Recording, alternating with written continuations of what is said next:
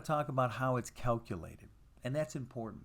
I'm going to read what Zillow does, or their description of how a Zestimate is calculated. So bear with me because it's quite a long one. It says, according to Zillow, to calculate the Zestimate, it uses sophisticated neural network-based model that incorporates data from county and tax assessor records and directs feeds from the MLS, multiple listing service, and brokerages. So basically what it's saying is that they try to gather all this information, but they also use the MLS, which is what we input in the MLS. So it's these Zillows and whatnot, they feed into what we put in, and the information's accurate, but sometimes it's not accurate. What I've been doing is sending texts to people with a picture and just saying, hey, let's get together and talk about this. You want to know how accurate it is, and I've been getting some great responses. People want to know the value of their home, especially now with the equity. Is my equity safe in this market? And that's important. But also, what's key is, how does Zillow calculate the Zestimate?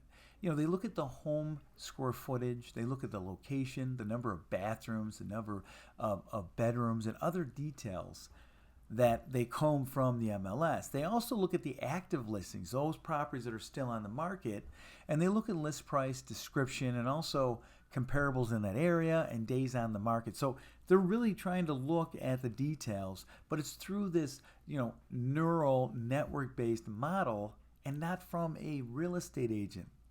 A real estate agent gives you that accuracy of your price. They also use off-market data like the assessors, tax assessors, and also prior sales. So they're pulling from that bunch as well. They also look at the market trends as far as the seasonal aspects, spring, summer, fall, winter. So they're pulling out that. My point is that with the Zillow Zestimate, they're using their computer, whatever, to look up all this information and come up with the Zestimate. And typically, the Zestimate is wrong or in that 4.5% margin of error. So basically what I'm trying to tell you is that don't rely on the Zestimate to get the value of your home. I mean, when you go to refinance your mortgage, they don't look at that.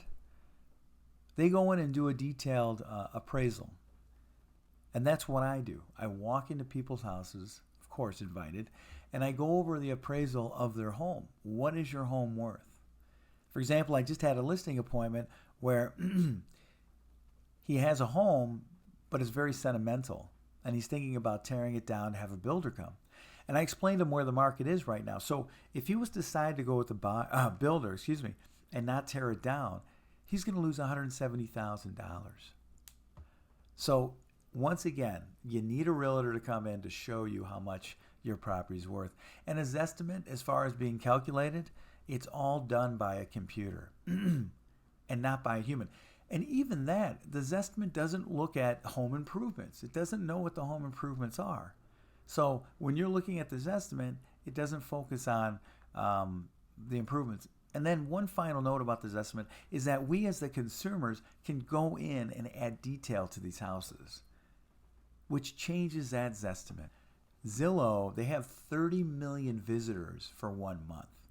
Realtor.com, the second, has 17 million. So you're seeing that change in how Zillow is predominant.